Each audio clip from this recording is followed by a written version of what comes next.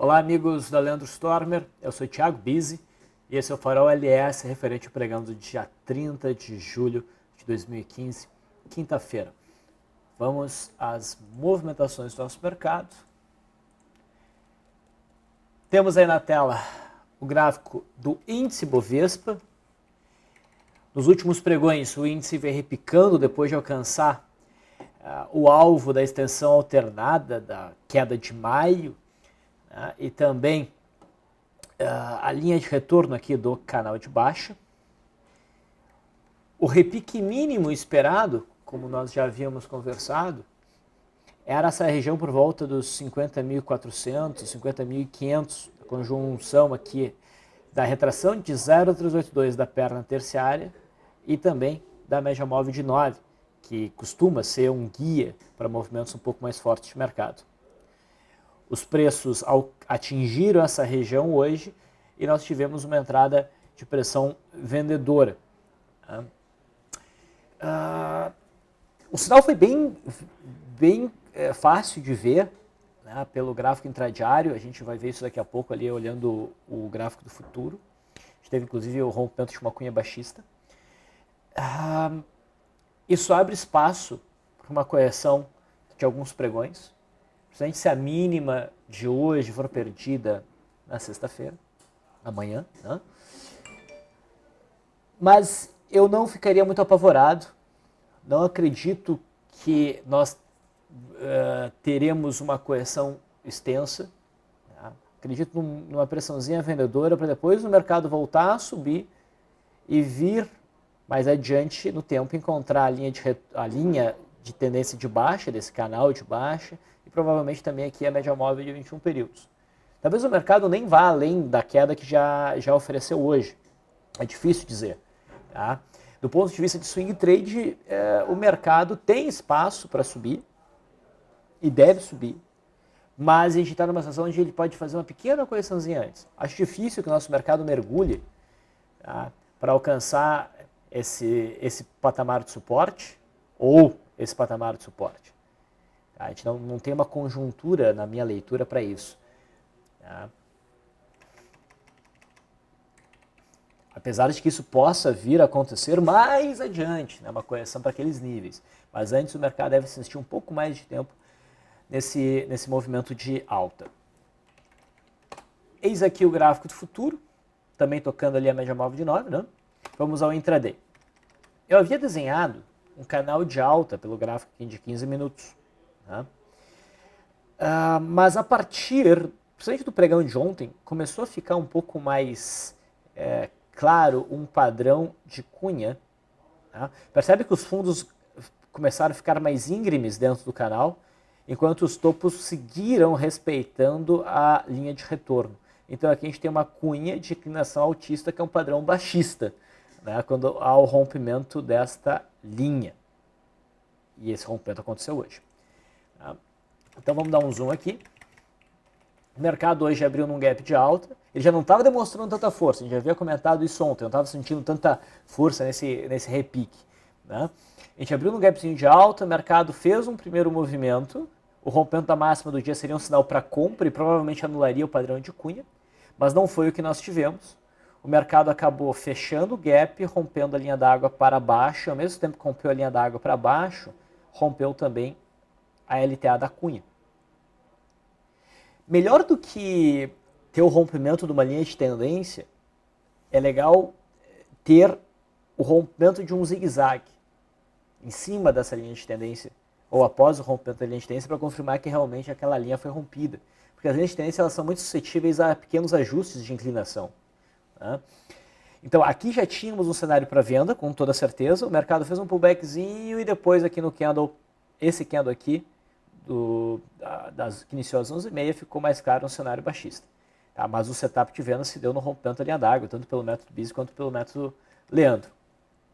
O mercado desenvolveu um movimento de queda, mas arrastado. Né? Não foi muito longe. Foi o suficiente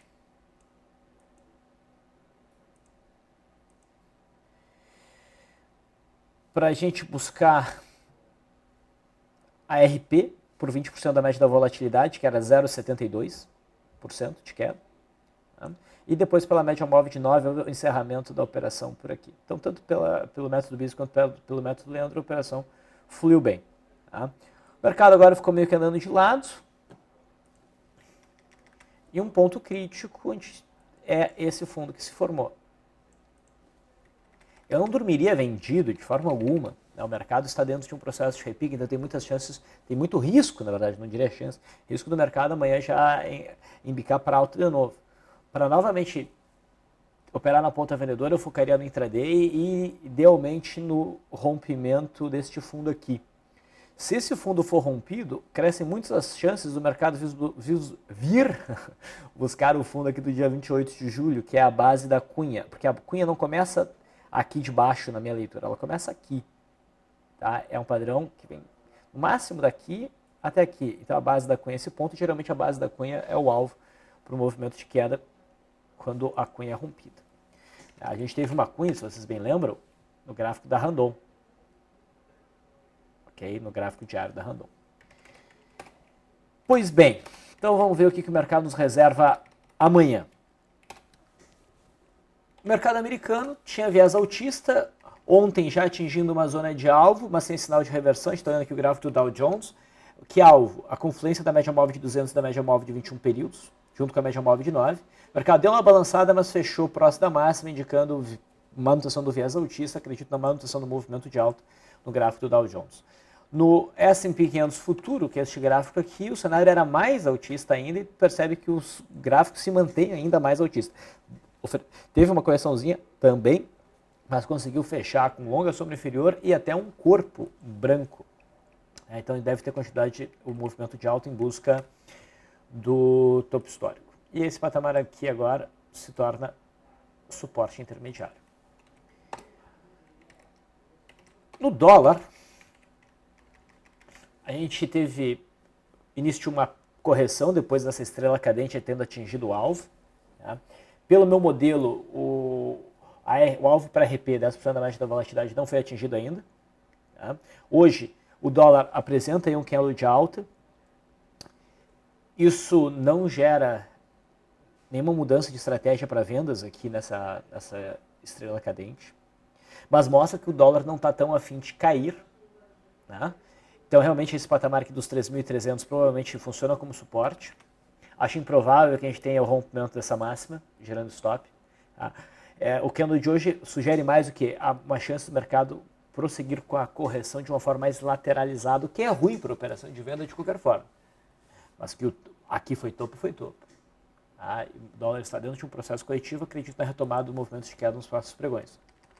Tá? Não vejo compra aí. O dólar tem que respirar por algum tempo para ficar amigável novamente a operações na ponta compradora. É assim que eu vejo o gráfico.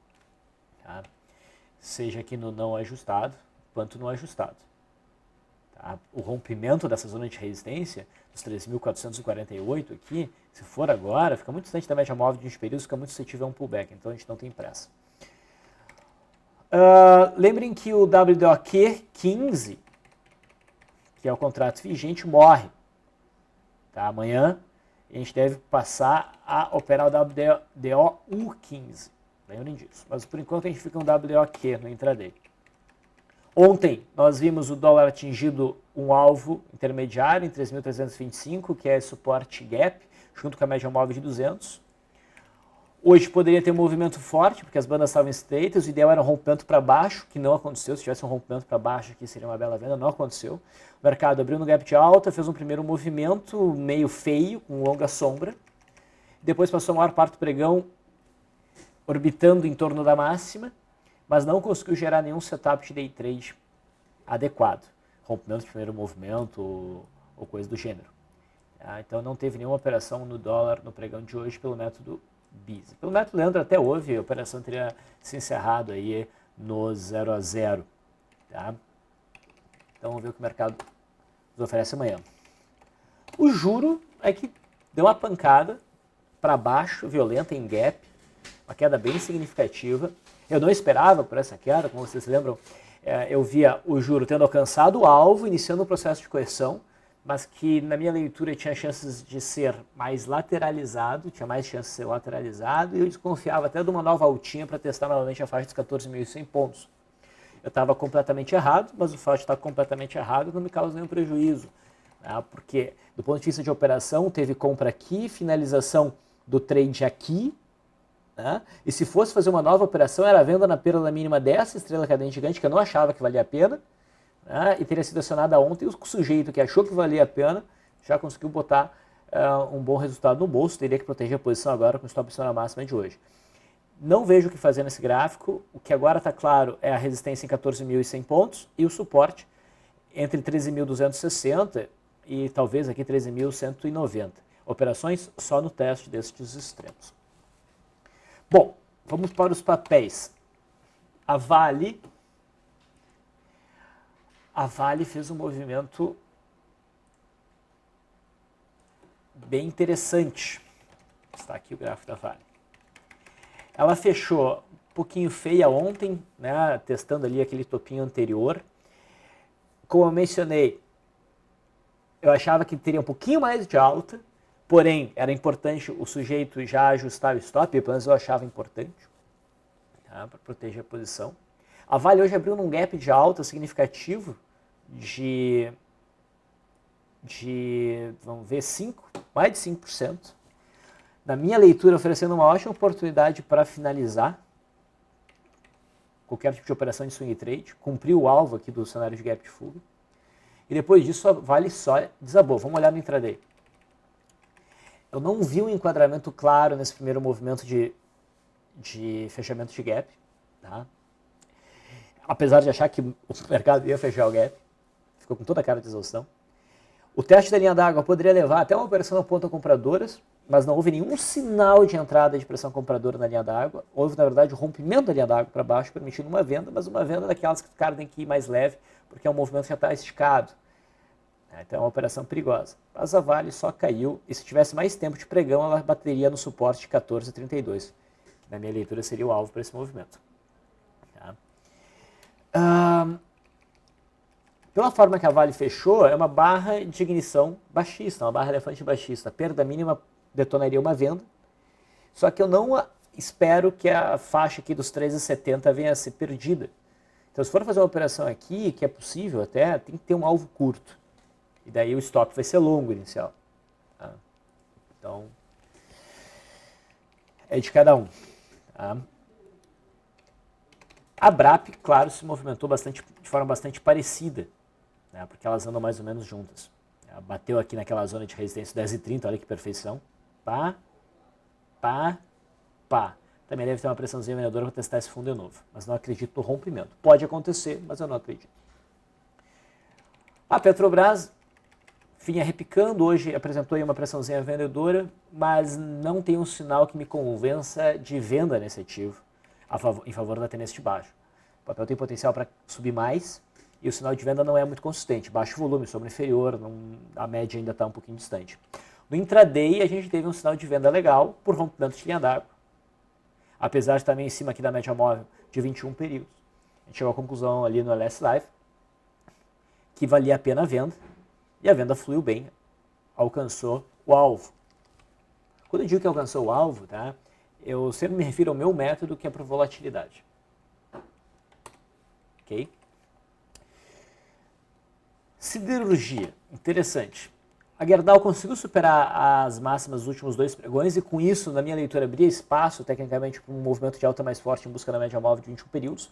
O ideal era tentar achar uma brecha no intraday para uma operação como essa, um setup. Se a gente for olhar o intraday, a gente vai ver que a gente teve inicialmente um primeiro movimento rompendo essa congestão. Rompendo a máxima do dia seria uma boa compra, a gente estava nessa expectativa, só que o papel cedeu e acabou rompendo a linha d'água para baixo, que estava aqui a linha d'água, gerando uma venda na perda desta mínima. Tá? Eu não achei que Gerdau era a melhor venda. Como eu mencionei lá na LS Live, achava que Goal era o papel mais direcional para baixo. Gerdau e Goal. Um é Gerdau Siderurgia, outro é Gerdau Metalurgia, se eu não estou muito equivocado. Nós somos do mesmo grupo. Então elas andam mais ou menos juntas. Aqui sim a gente teve um bom rompimento de linha d'água, que conseguiu oferecer um ganho de mais de 5%, enquanto que a Gerdau, do ponto de entrada, a mínima, conseguiu oferecer 3,2%. Então, estava certo. CSNA, fazer nada, ainda acredito no potencial de repique da CSNA, não acredito em venda aí, acho uma venda muito perigosa. No caso da Uzi Minas, a intraday não tem nada muito significativo, tá, em CSNA. A Uzi Minas perdeu a mínima de ontem, dá a retomada a tendência de baixa, mas é questionável para mim a venda aí, eu acho um pouco perigosa. Tá? Agora, o Zin 3, que nós falamos de compra aqui, né, que foi acionada por 1 centavo no dia 24, esse movimento conseguiu buscar 21% praticamente. Hoje bateu na média móvel de 20 períodos descendente e faz aqui quase um engolfo de baixa. É um sinal mais interessante para venda do que o Zin 5, o Zin 3 a gente está vendo aqui. Mas, como bateu num alvo que eu considero importante, que é o fundo de março aqui, e a gente não tem tanta distância até esse suporte, como o papel tem uma liquidez bem limitada, e eu vejo o risco no mercado, quando digo mercado, falo mercado como um todo, Ibovespa, retomar o movimento de alta, porque eu vejo essa correção como uma correção temporária, talvez só intradiária. O risco do papel ir para cima é grande, eu não faria essa operação na ponta vendedora. Bradesco. Bradesco sentiu essa zona de suporte prévia, né, que foi rompido como resistência, hoje faz um engolfo de baixa, perda mínima, abre espaço para vendas novamente, com alvo lá nos 25 e 25, que era o alvo desde o início, desde o rompimento aqui do dia 23. Vocês lembram que eu mencionei de estopar o rompimento desse martelo e daí reentrar caso o papel desse um sinal, e esse sinal aparece hoje. Então quem quer seguir exatamente o plano, a entrada novamente seria na perda mínima de hoje, ao longo do pregão de sexta-feira, daí trabalhando o stop acima dos 27,90 ou com um pouquinho mais de segurança em 28,02, acima dos 28. Tá? No intraday, a gente teve uma barra elefante mirim, júnior. Eu mencionei ali no ato que, apesar de não ser uma barra tão grande, valia a venda. Ofereceu um bom retorno. Mais de 2% alcançou o alvo. E tinha até um pouquinho mais de espaço para cair. Itaú chegou a perder uma mínima prévia. Não alcançou ainda a RP por volatilidade que eu tinha. Talvez a operação já pudesse ter sido estopada pela perda mínima, já que a gente chegou tão perto da RP, né, trazendo stop, ajustando stop por mínimas, é uma técnica que eu uso. E se o sujeito não usou isso, agora tem sim uma técnica de ajuste de stop necessária, que é que o sinal mais 4 candles, 1, 2, 3, 4, não atinge a RP, começa a ajustar o stop para cada nova mínima. Então agora com certeza tem que ajustar o stop. Banco do Brasil, aos moldes de Bradesco, testa os fundos prévios rompidos e sente resistência ali por volta dos 22. Perda mínima pode abrir espaço para uma venda, mas eu não sinto aqui uma venda muito segura. Bradesco está bem mais interessante, na minha opinião, porque o Banco do Brasil já alcançou um alvo significativo e, portanto, ele está mais suscetível a um zigue-zague ascendente. Tá? O sinal aqui também não é tão bonito em termos de candle, o volume é baixo. Bradesco, o volume é mais alto que a média e não atingiu o alvo principal, que a gente sabe que é esse patamar aqui. Então tem uma diferença. Bradesco é melhor do que Banco do Brasil. Outros papéis que chamaram a atenção, Banrisul, a gente viu um rompimento ontem, o cenário ideal para a entrada seria a superação da máxima de ontem no pregão de hoje, isso não aconteceu, o papel deu uma balançada, eu acho ainda válida a entrada pela superação de uma máxima, que agora passa a ser a máxima de hoje, é como se fosse um micro pullback, tá? Superou a máxima aqui, dá para buscar a operação na ponta compradora com um stop abaixo de 9,30, ainda acho que esse papel vai fluir. CEL3 havia gerado uma compra, deixa eu ajustar o gráfico, ontem pela superação da máxima de anteontem. O papel estava fluindo bem, inclusive ontem deu um belo day trade, lembram? E hoje o papel abriu num gap de baixa. Ok. Desenvolveu um movimento de queda importante, perdeu esse fundo, perdeu os 43 redondo, cumpriu mais do que 10% da média da volatilidade do movimento de queda, então teria gerado stop, o sujeito tem stop automático. Então a operação que surgiu aqui, que parecia boa, foi estopada. Só que teve uma coisa curiosa, que CEL3 foi alvo de day trade hoje. CEL3 veio caindo com consistência, e encheu um suporte muito importante aqui por volta dos 43. Nesse tipo de cenário eu gosto de deixar uma ordem esperando no número redondo, sem stop, quando fecha o candle que entra na operação, eu coloco stop naquele candle, abaixo da mínima. Sendo um pouquinho mais seguro, que foi o que eu passei na last live, vamos entrar na superação dessa máxima. Mas o trade já não era ideal porque ficou um pouco cara a entrada. Né?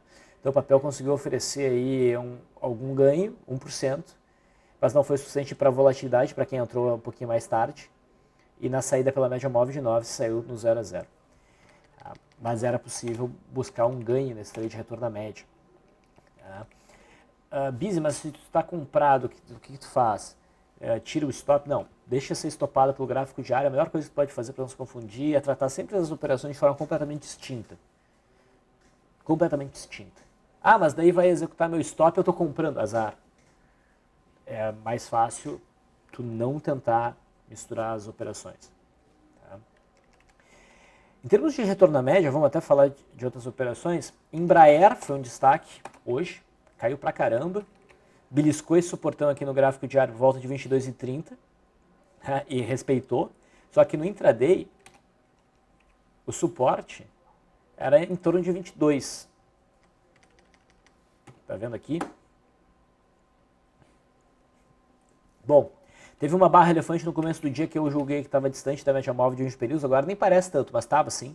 Eu não quis operar a venda na barra elefante, o papel, apesar disso, caiu pra caramba, mais de 5%. A gente ficou atento, quando chegou aqui por volta dos 22, é um sinal de reversão para entrar na ponta compradora, olha esse sinal. Não acionou, outro candle bacana, acionou, e a gente teve um repique legal de mais de 2%, cumprindo aí alvo. Foi um bom trade de retorno à média. E depois teve a STC3.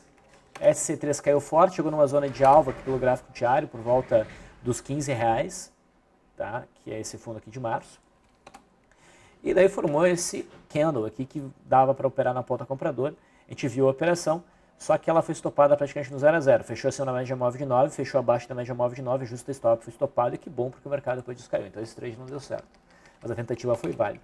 Falando nisso, o setor de educação começa a chegar em zonas importantes. Se a gente tiver STC3 uma zona de suporte, Croton chegou no patamar de suporte, CER3 está se aproximando, a NIM3 está quase lá. Então vamos ficar atentos aí nos próximos pregões do setor de educação.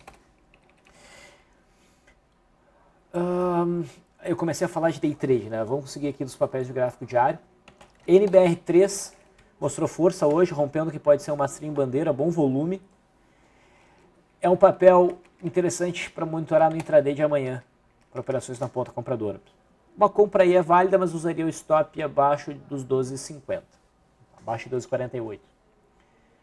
HGTX gera uma venda, fez um repique, testou os fundos rompidos, gap, que parece ser de exaustão, testa média, estrela cadente com alto volume, a perda mínima é uma venda. Pregão de amanhã, HGTX. Multiplus chegou na primeira faixa aqui de alvo, em 41,70, talvez vá para os 42,40, mas o sujeito que entrou aqui já tem que começar a ficar atento e proteger a posição, por mais que não tenha feito uma RP. MRV3, a gente tinha visto o rompimento aqui no dia 24, agora o papel fez um processo de pullback e o candle de hoje sugere venda novamente se a mínima for perdida, e daí o papel deve ir para baixo. Tá? No intraday, a gente teve um bom rompimento de linha d'água, alinhado com esse cenário. O trade fluiu legal. Rompimento de linha d'água bem bonito aqui. Pecar,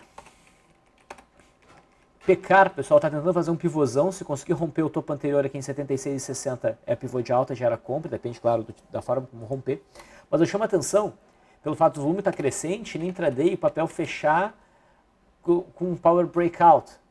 Um opening power breakout possível amanhã, então é bom a gente acompanhar de perto esse papel. A VEG, que vem caindo forte, não está no ponto para operação de compra para retorno à média, o pessoal segue caindo, mas repara que o papel também fechou com no forte estreitamento, gráfico de 15 minutos, do pregão de sexta-feira pode dar um opening power breakdown também. Então vamos ficar atentos aí a Pecar e VEG3. RADL3 conseguiu acionar o candle de ontem, a superação da máxima gerando uma compra, o volume é sólido, crescente, deve buscar o topo anterior em 44,20. No intraday teve um day trade, mas que sofreu stop, rompimento da linha d'água, acionou e sofreu stop pela média móvel de 9. Depois não gerou mais nada, nem todas dão certo no intraday, mas valeu a tentativa. E em termos de gráfico diário é isso. Outros day trades que eu posso comentar, Braskem, vocês lembram que a gente Apesar dessa barra de ignição em Braskem, eu via mais chance dela vir para baixo a partir do candle de ontem. Perdeu a mínima, está caindo e ofereceu uma boa operação de rompimento de linha d'água no intraday. Tá? 13,5% de queda, o papel chegou a oferecer nesse rompimento de linha d'água. Bem interessante. CEMIC. Twin Towers em cima da média móvel de 200, depois de um forte movimento de alta. Fez um bom movimento corretivo. E não está com cara que vai conseguir repicar legal aqui. Não conseguiu gerar um sinal decente no gráfico diário até agora. Acho que é o que tá bom por aí, né? Já está com 25 minutos, não quero exigir demais da atenção de vocês. Para quem ficou até aqui, aproveito para mencionar que quarta-feira que vem, provavelmente às 8 horas, a gente vai ter um hangout aqui na Lendo Stormer. Vamos falar sobre a situação de mercado, oportunidades que a gente está vendo. Enfim, acho que vai ser legal, vai participar eu, Vlad, Leandro, Stormer e, novidade, o Fernando Baggio, que é nosso especialista em renda fixa. Se vocês não sabem, Leandro Stormer é também um escritório de agentes autônomos. A gente não trabalha só com bolsa, a gente também trabalha com renda fixa. A gente vai botar aí um cara com outro viés na roda aí para fazer um contraponto, tá certo? Então já se preparem, quarta-feira, 8 horas, ainda não foi lançado, mas a comunicação deve sair nesse final de semana. Um bom final de quinta-feira para vocês, até amanhã.